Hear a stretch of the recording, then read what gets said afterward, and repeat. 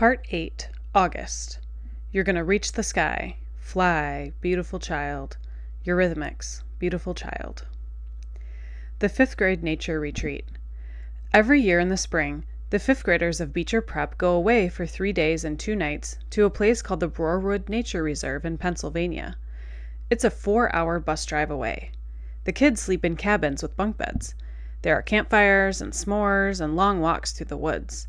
The teachers have been prepping us about this all year long, so all the kids in the grade are excited about it, except for me. And it's not even that I'm not excited, because I kind of am.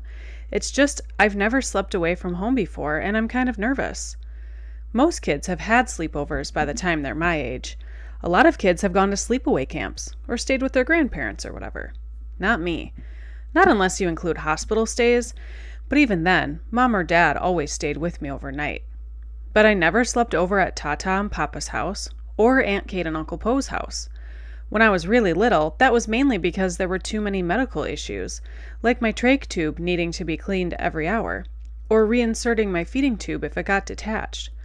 But when I got bigger, I just never felt like sleeping anywhere else. There was one time when I half slept over at Christopher's house. We were about 8, and we were still best friends. Our family had gone for a visit to his house, and me and Christopher were having such a great time playing Lego Star Wars that I didn't want to leave when it was time to go. We were like, please, please, please, can we have a sleepover? So our parents said yes, and Mom and Dad and Via drove home. And me and Christopher stayed up till midnight playing, until Lisa, his mom, said, "Okay guys, time to go to bed." Well, that's when I kind of panicked a bit. Lisa tried to help me go to sleep, but I just started crying that I wanted to go home. So at 1 a.m., Lisa called Mom and Dad drove all the way back out to Bridgeport to pick me up.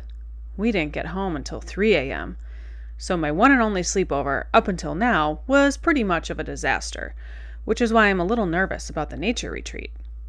On the other hand, I'm really excited. Known for. I asked Mom to buy me a new rolling duffel bag because my old one had Star Wars stuff on it, and there is no way I was going to take that to the 5th grade nature retreat. As much as I love Star Wars, I don't want that to be what I'm known for. Everyone's known for something in middle school. Like Reed is known for really being into marine life and the oceans and things like that. And Amos is known for being a really good baseball player. And Charlotte is known for having been in a TV commercial when she was 6. And Jimena's known for being really smart. My point is that in middle school, you kind of get known for what you're into, and you have to be careful about stuff like that. Like Max G and Max W will never live down their Dungeons and Dragons obsession.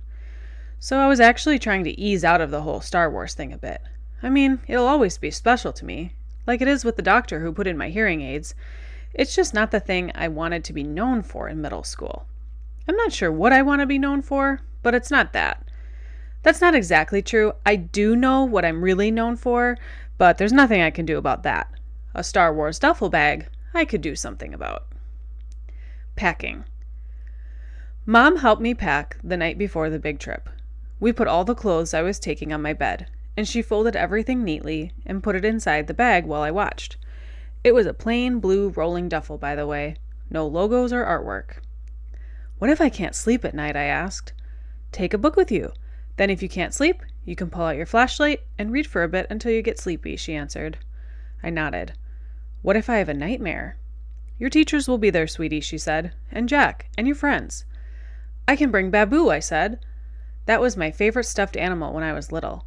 A small black bear with a soft black nose. You don't really sleep with him anymore, do you? Said Mom. No, but I keep him in my closet in case I wake up in the middle of the night and can't get back to sleep, I said. I could hide him in my bag. No one would know. Then let's do that, Mom nodded, getting Babu from inside my closet.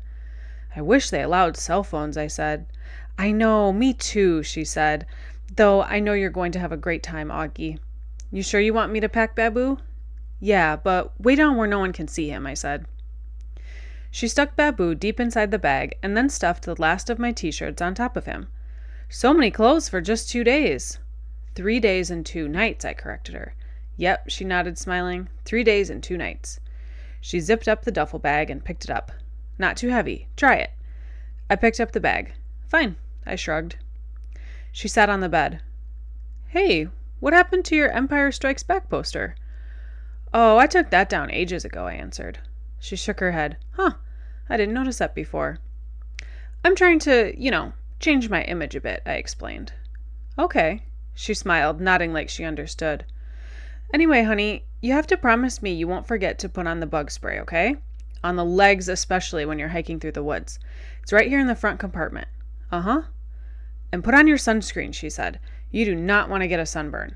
And don't, I repeat, do not forget to take your hearing aids off if you go swimming. Would I get electrocuted? No, but you'd be in real hot water with Daddy because those things cost a fortune, she laughed. I put the rain poncho in the front compartment, too. Same thing goes if it rains, Augie, okay? Make sure you cover the hearing aids with the hood. Aye, aye, sir, I said, saluting. She smiled and pulled me over. I can't believe how much you've grown up this year, Augie, she said softly, putting her hands on the side of my face. Do I look taller? Definitely, she nodded. I'm still the shortest one in my grade. I'm not really even talking about your height, she said. Suppose I hate it there. You're going to have a great time, Augie. I nodded. She got up and gave me a quick kiss on the forehead. Okay, so I say we get to bed now. It's only 9 o'clock, Mom. Your bus leaves at 6 a.m. tomorrow. You don't want to be late. Come on, chop chop. Your teeth are brushed? I nodded and climbed into bed. She started to lie down next to me. You don't need to put me to bed tonight, Mom, I said. I'll read on my own till I get sleepy. Really? She nodded, impressed. She squeezed my hand and gave it a kiss. Okay, then. Good night, love. Have sweet dreams. You too. She turned on the little reading light beside the bed. I'll write you letters, I said as she was leaving, even though I'll probably be home before you guys even get them. Then we can read them together, she said, and threw me a kiss. When she left my room, I took my copy of The Lion, the Witch, and the Wardrobe off the night table and started reading until I fell asleep. Though the witch knew the deep magic, there is a magic deeper still which she did not know. Her knowledge goes back only to the dawn of time. But if she could have looked a little farther back, into the stillness and the darkness before time dawned, she would have read there a different incantation. Daybreak. The next day, I woke up really early. It was still dark inside my room and even darker outside, though I knew it would be morning soon. I turned over on my side, but didn't feel at all sleepy. That's when I saw Daisy sitting near my bed. I mean, I knew it wasn't Daisy, but for a second I saw a shadow that looked just like her. I didn't think it was a dream then, but now looking back, I know it must have been. It didn't make me sad to see her at all. It just filled me up with nice feelings inside. She was gone after a second, and I couldn't see her again in the darkness. The room slowly started lightening. I reached for my hearing aid headband and put it on, and now the world was really awake. I could hear the garbage trucks clunking down the street and the birds in our backyard. And down the hallway I heard Mom's alarm beeping. Daisy's ghost made me feel super strong inside, knowing wherever I am, she'd be there with me. I got up out of bed and went to my desk and wrote a little note to Mom. Then I went into the living room, where my packed bag was by the door. I opened it up and fished inside until I found what I was looking for. I took Babu back to my room, and I laid him in my bed and taped the little note to Mom on his chest.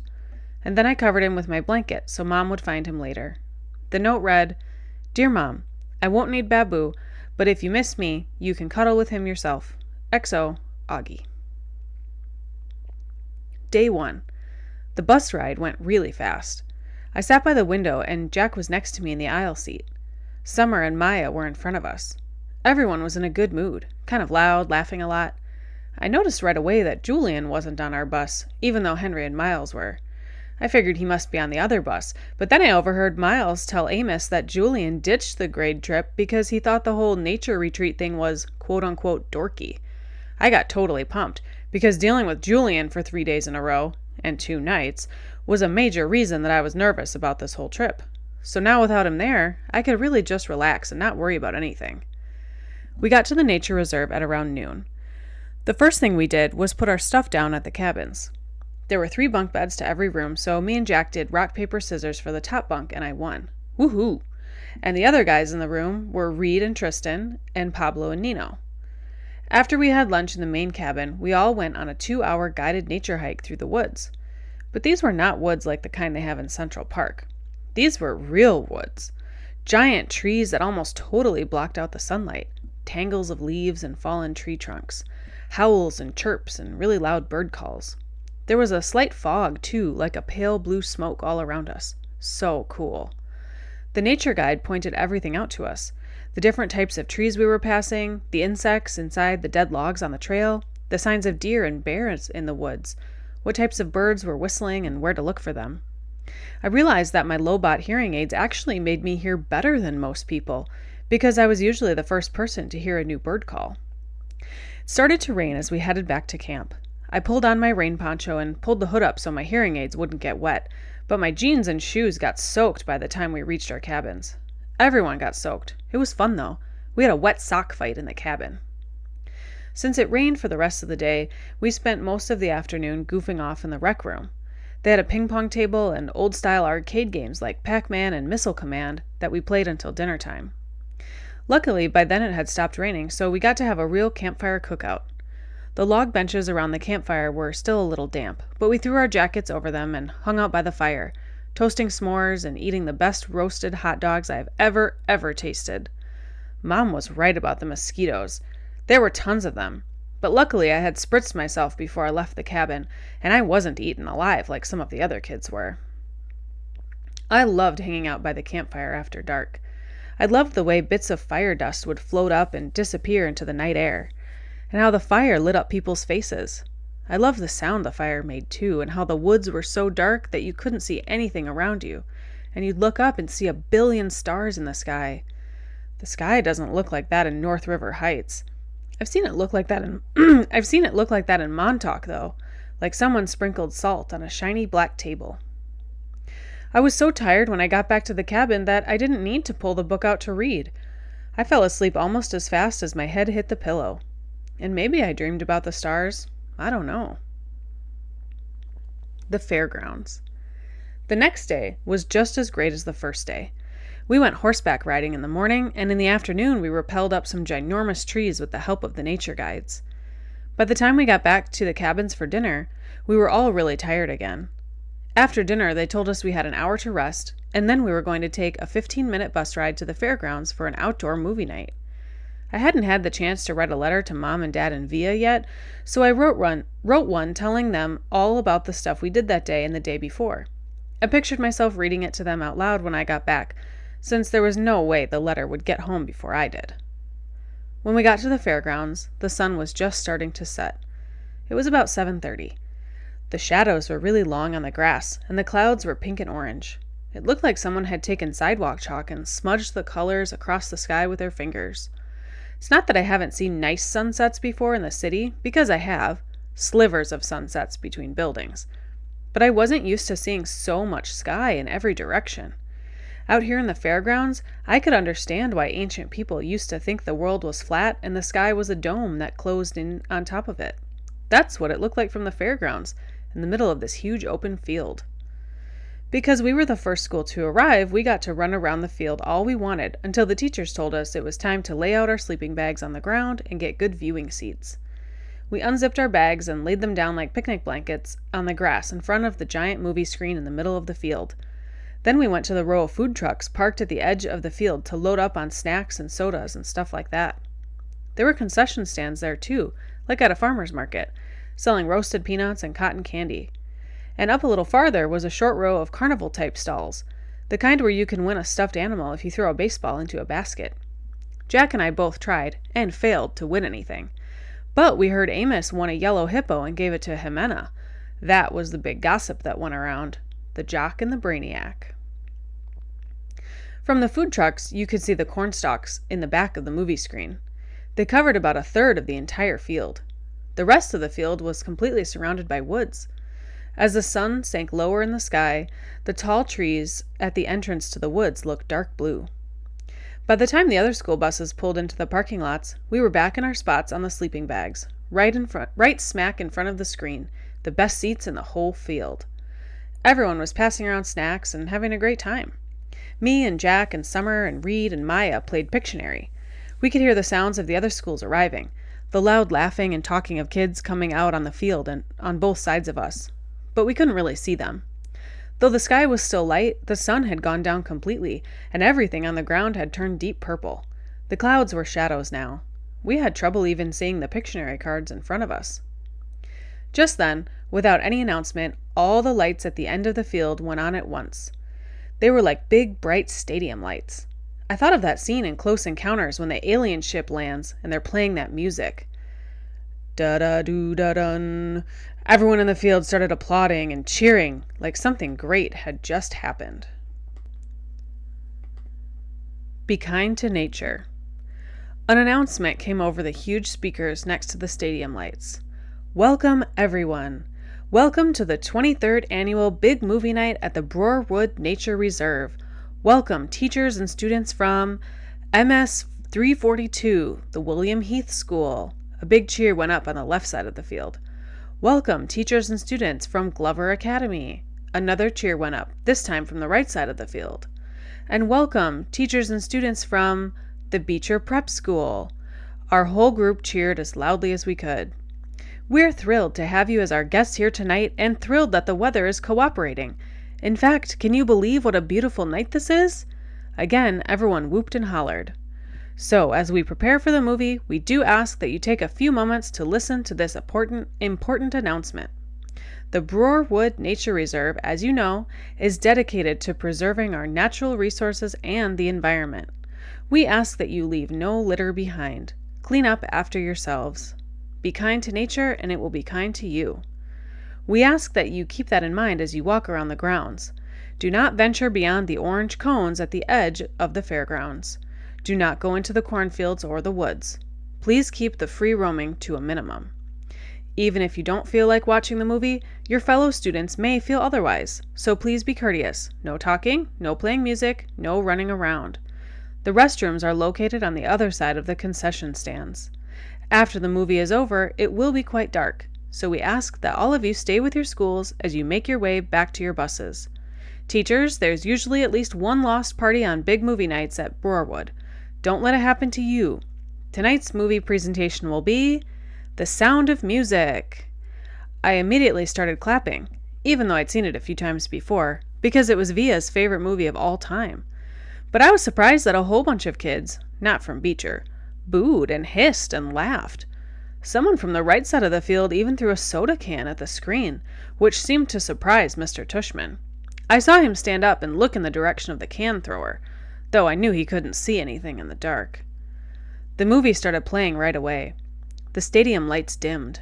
Maria the nun was standing at the top of the mountain, twirling around and around. It had gotten chilly all of a sudden, so I put on my yellow Montauk hoodie and adjusted the volume on my hearing aids and leaned against my backpack and started watching. The hills are alive. The woods are alive.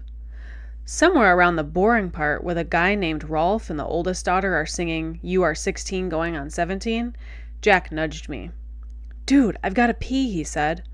We both got up and kind of hopscotched over the kids who were sitting or lying down on the sleeping bags. Summer waved as we passed, and I waved back. There were lots of kids from the other schools walking around by the food trucks, playing the carnival games, or just hanging out. Of course, there was a huge line for the toilets. Forget this. I'll just find a tree, said Jack. That's gross, Jack. Let's just wait, I answered. But he headed off to the row of trees at the edge of the field, which was past the orange cones that we were specifically told not to go past. And of course I followed him. And of course we didn't have our flashlights because we forgot to bring them. It was so dark now we literally couldn't see 10 steps ahead of us as we walked toward the woods. Luckily, the movie gave off some light, so when we saw a flashlight coming toward us out of the woods, we knew immediately that it was Henry, Miles, and Amos. I guess they hadn't wanted to wait online to use the toilets either. Miles and Henry were still not talking to Jack, but Amos had let go of the war a while ago, and he nodded hello to us as they passed by. "Be careful of the bears," shouted Henry, and he and Miles laughed as they walked away. Amos shook his head at us like, "Don't pay attention to them." Jack and I walked a little farther until we were just inside the woods. Then Jack hunted around for the perfect tree and finally did his business, though it felt like he was taking forever. The woods were loud with strange sounds and chirps and croaks, like a wall of noise coming out of the trees. Then we started hearing loud snaps not far from us.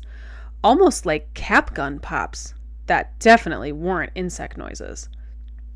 And far away, in another world, we could hear raindrops on roses and whiskers on kittens. Ah, that's much better, said Jack, zipping up. Now I have to pee, I said, which I did on the nearest tree. No way I was going farther in like Jack did. Do you smell that? Like firecrackers, he said, coming over to me. Oh yeah, that's what that is, I answered, zipping up. Weird. Let's go. Alien. We headed back the way we came in the direction of the giant screen. That's when we walked straight into a group of kids we didn't know. They'd just come out of the woods, doing stuff I'm sure they didn't want their teachers to know about. I could smell the smoke now. The smell of both firecrackers and cigarettes. They pointed a flashlight at us. There were 6 of them, 4 boys and 2 girls. They looked like they were in the 7th grade. What school are you from? One of the boys called out. Beecher Prep, Jack started to answer, when all of a sudden one of the girls started screaming. Oh my God, she shrieked, holding her hand over her eyes like she was crying. I figured maybe a huge bug had just flown into her face or something. No way, one of the boys cried out, and then he started flicking his hand in the air like he'd just touched something hot. And then he covered his mouth. No freaking way, man, no freaking way!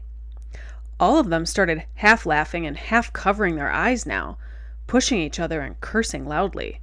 What is that? Said the kid who was pointing the flashlight at us. And it was only then that I realized that the flashlight was pointed right at my face, and what they were talking about, screaming about, was me. Let's get out of here, Jack said to me quietly, and he pulled me by my sweatshirt sleeve and started walking away from them. Wait, yelled the guy with the flashlight, cutting us off. He pointed the flashlight right in my face again, and now he was only about 5 feet away. Oh man, he said, shaking his head, his mouth wide open. What happened to your face? Stop it, Eddie, said one of the girls. I didn't know we were watching Lord of the Rings tonight, he said. Look, guys, it's Gollum. This made his friends hysterical.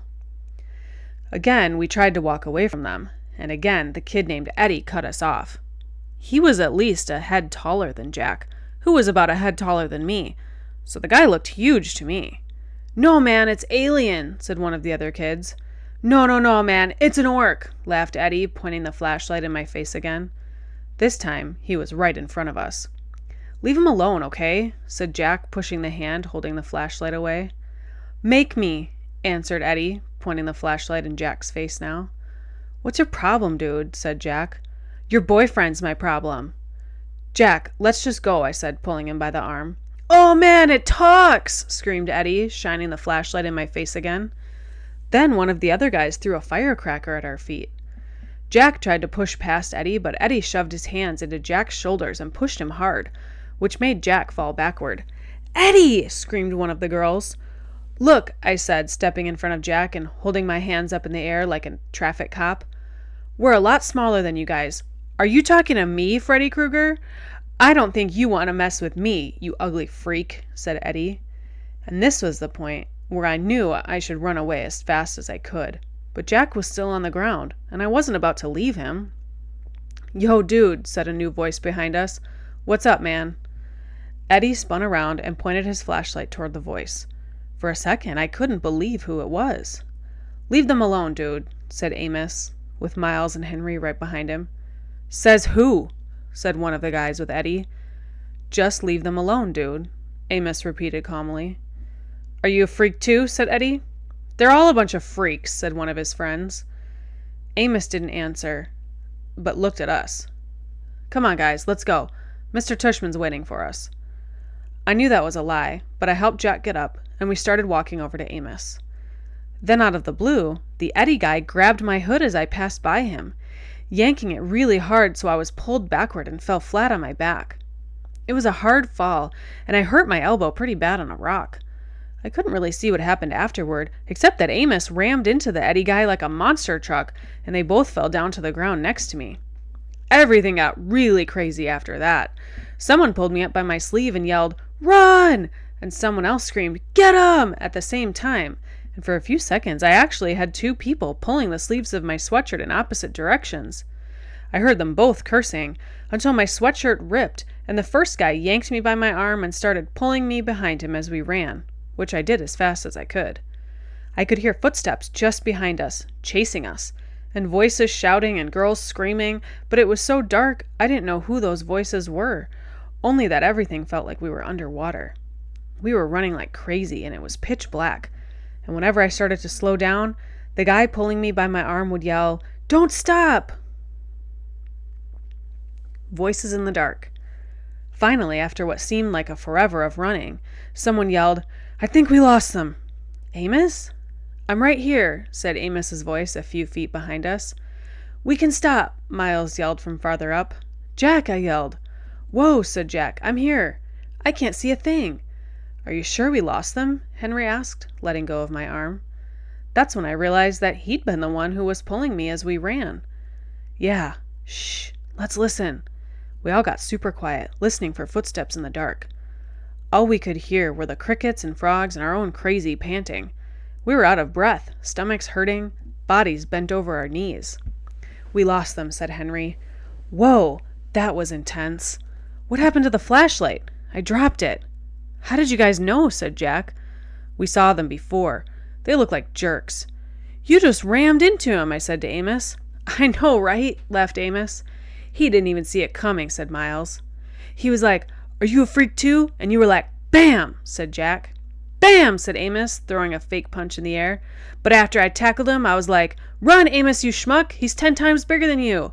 And I got up and started running as fast as I could." We all started laughing. "I grabbed Augie and I was like, 'Run!'" said Henry. I didn't even know it was you pulling me," I answered. "That was wild," said Amos, shaking his head. "Totally wild." "Your lip is bleeding, dude." "I got in a couple of good punches," answered Amos, wiping his lip. I think they were 7th graders. They were huge. "Losers!" Henry shouted really loudly, but we all shushed him. We listened for a second to make sure no one had heard him. "Where the heck are we?" asked Amos. "I can't even see the screen." "I think we're in the cornfields," answered Henry. "Duh, we're in the cornfields," said Miles, pushing a cornstalk at Henry. "Okay, I know exactly where we are," said Amos. "We have to go back in this direction. That'll take us to the other side of the field." "Yo, dude," said Jack, hand high in the air. "That was really cool of you guys to come back for us. Really cool. Thanks." "No problem," answered Amos, high-fiving Jack. And then Miles and Henry high-fived him too. "Yeah, dudes, thanks," I said, holding my palm up like Jack just had, though I wasn't sure if they'd high-five me too. Amos looked at me and nodded. "It was cool how you stood your ground, little dude," he said, high-fiving me. "Yeah, Augie," said Miles, high-fiving me too. "You were like, 'We're littler than you guys.'" "I didn't know what else to say," I laughed. "Very cool," said Henry, and he high-fived me too. "Sorry I ripped your sweatshirt." I looked down, and my sweatshirt was completely torn down the middle. One sleeve was ripped off, and the other was so stretched out it was hanging down to my knees. "Hey, your elbow's bleeding," said Jack. "Yeah," I shrugged. It was really starting to hurt a lot. "You okay?" said Jack, seeing my face. I nodded. Suddenly I felt like crying, and I was trying really hard not to do that. "Wait, your hearing aids are gone," said Jack. "What?" I yelled, touching my ears. The hearing aid headband was definitely gone. That's why I felt like I was underwater. "Oh no," I said, and that's when I couldn't hold it in anymore. Everything that had just happened kind of hit me, and I couldn't help it. I started to cry, like big crying, what Mom would call the waterworks. I was so embarrassed I hid my face in my arm, but I couldn't stop the tears from coming. The guys were really nice to me, though. They patted me on the back. "You're okay, dude. It's okay," they said. "You're one brave little dude, you know that?" said Amos, putting his arm around my shoulders. And when I kept on crying, he put both his arms around me like my dad would have done and let me cry. The Emperor's Guard. We backtracked through the grass for a good 10 minutes to see if we could find my hearing aids, but it was way too dark to see anything. We literally had to hold on to each other's shirts and walk in single file so we wouldn't trip over one another. It was like black ink had been poured all around. "This is hopeless," said Henry. "They could be anywhere." "Maybe we can come back with a flashlight," answered Amos. "No, it's okay," I said. "Let's just go back. Thanks, though." We We walked back toward the cornfields, and then cut through them until the back of the giant screen came into view. Since it was facing away from us, we didn't get any light from the screen at all until we'd walked around to the edge of the woods again. That's where we finally started seeing a little light. There was no sign of the 7th graders anywhere. "Where do you think they went?" said Jack. "Back to the food truck," said Amos. "They're probably thinking we're going to report them." "Are we?" asked Henry. They looked at me. I shook my head. "Okay," said Amos. "But little dude, don't walk around here alone again, okay? If you need to go somewhere, tell us, and we'll go with you." "Okay," I nodded. As we got closer to the screen, I could hear "High on a Hill" was a lonely goat herd, and could smell the cotton candy from one of the concession stands near the food trucks. There were lots of kids milling around in this area, so I pulled what was left of my hoodie over my head and kept my face down, hands in pockets, as we made our way through the crowd. It had been a long time since I'd been out without my hearing aids, and it felt like I was miles under the earth. It felt like that song Miranda used to sing to me. "Ground control to Major Tom, your circuit's dead, there's something wrong." I did notice as I walked that Amos had stayed right next to me, and Jack was close on the other side of me, and Miles was in front of us and Henry was in back of us. They were surrounding me as we walked through the crowds of kids, like I had my own emperor's guard. Sleep. Then they came out of the narrow valley, and at once she saw the reason. There stood Peter and Edmund and all the rest of Aslan's army, fighting desperately against the crowd of horrible creatures whom she had seen last night.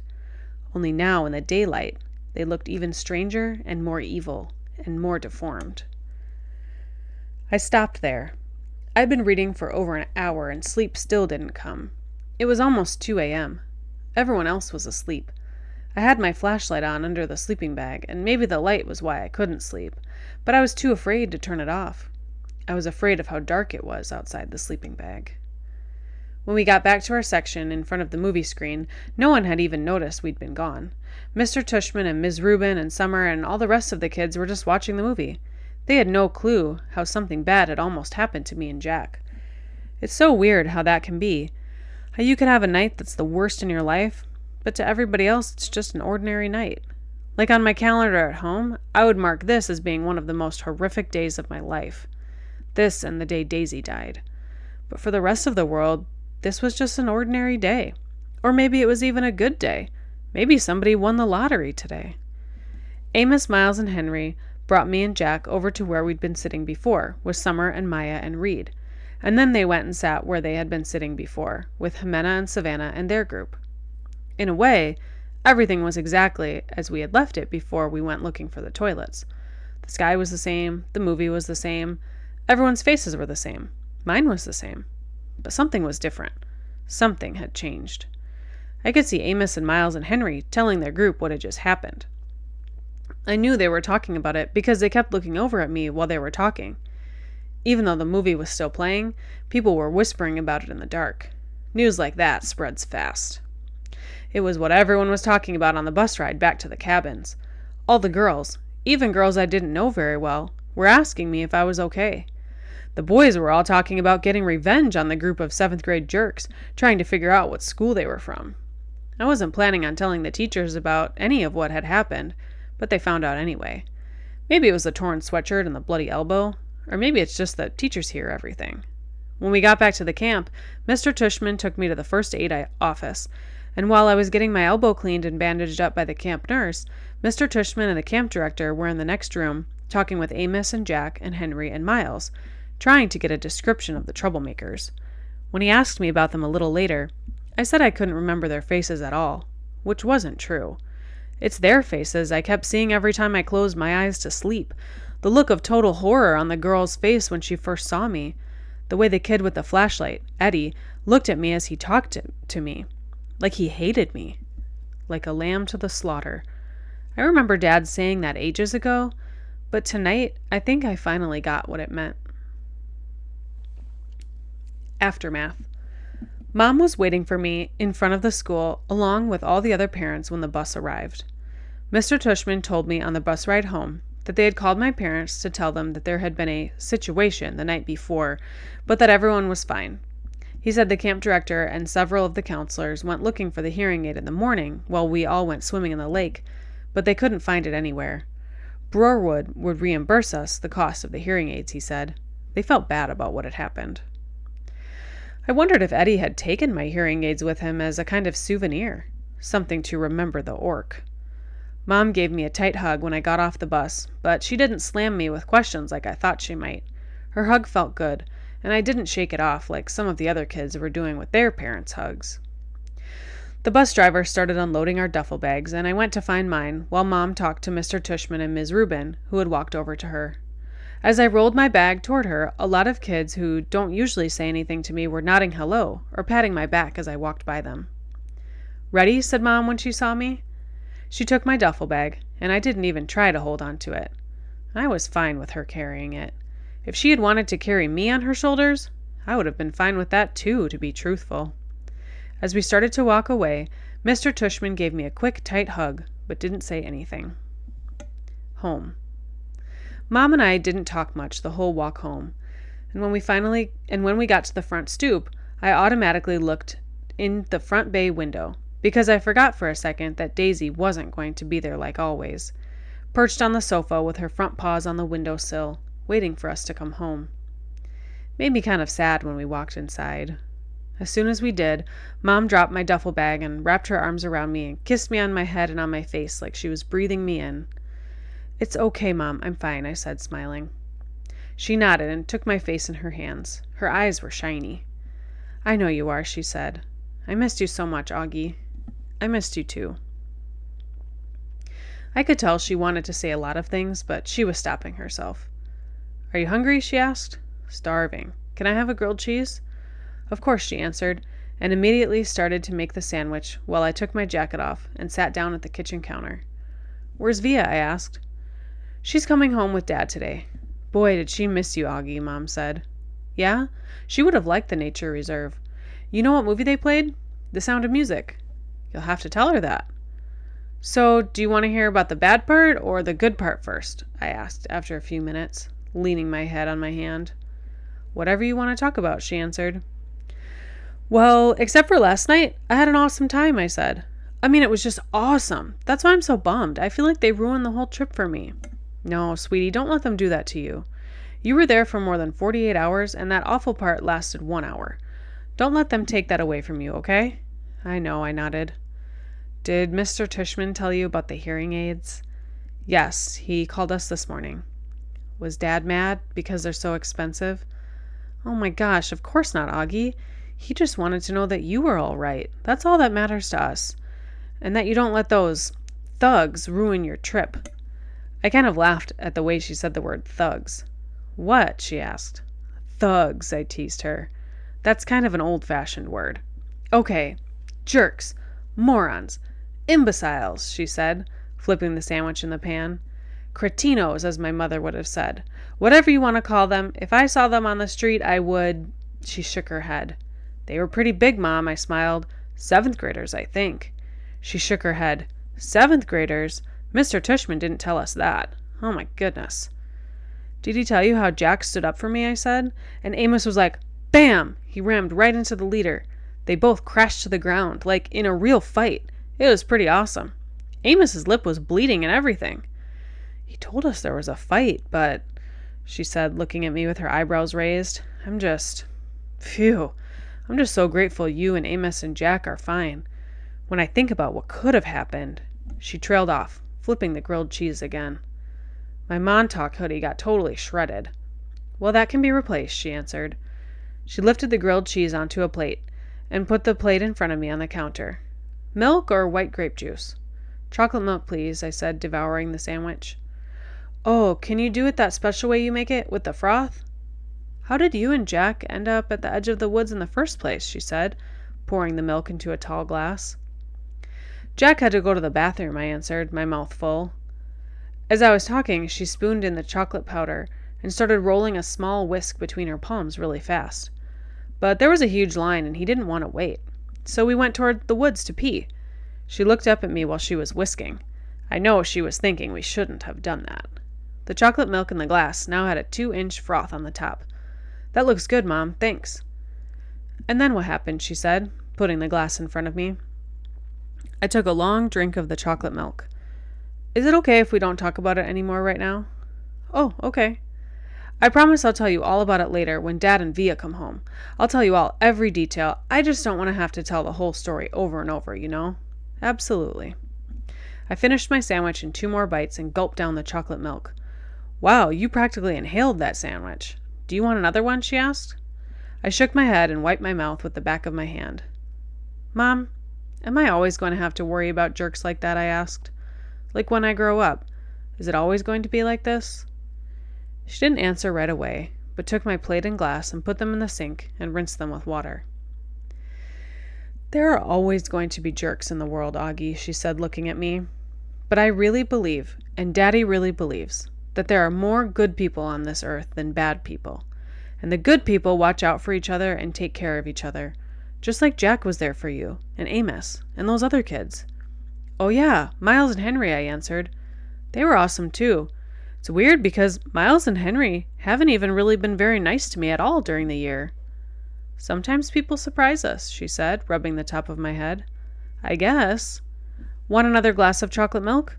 No, I'm good, I said. Thanks, Mom. Actually, I'm kind of tired. I didn't sleep too good last night. You should take a nap. Thanks for leaving me Babu, by the way. You got my note? She smiled. I slept with him both nights. She was about to say something else when her cell phone rang, and she answered. She started beaming as she listened. Oh my goodness, really? What kind? She said excitedly. Yep, he's right here. He was just about to take a nap. Want to say hi? Oh, okay. See you in 2 minutes. She clicked it off. That was Daddy, she said excitedly. He and Via are just down the block. He's not at work, I said. He left early because he couldn't wait to see you, she said. So don't take a nap quite yet. 5 seconds later, Dad and Via came through the door. I ran into Dad's arms and he picked me up and spun me around and kissed me. He didn't let me go for a full minute until I said, Dad, it's okay. And then it was Via's turn, and she kissed me all over like she used to do when I was little. It wasn't until she stopped that I noticed the big white cardboard box they had brought in with them. What is that? I said. Open it, said Dad, smiling, and he and Mom looked at each other like they knew a secret. Come on, Augie, said Via. I opened the box. Inside was the cutest little puppy I've ever seen in my life. It was black and furry with a pointed little snout and bright black eyes and small ears that flopped down. Bear. We called the puppy Bear because when Mom first saw him, she said he looked just like a little bear cub. I said, that's what we should call him, and everyone agreed that that was the perfect name. I took the next day off from school, not because my elbow was hurting me, which it was, but so I could play with Bear all day long. Mom let Via stay home from school too, so the 2 of us took turns cuddling with Bear and playing tug of war with him. We had kept all of Daisy's old toys, and we brought them out now to see which ones he'd like best. It was fun hanging out with Via all day, just the 2 of us. It was like old times, like before I started going to school. Back then, I couldn't wait for her to come home from school so she could play with me before starting her homework. Now that we're older, though, and I'm going to school and have friends of my own that I hang out with, we never do that anymore. So it was nice hanging out with her, laughing and playing. I think she liked it too.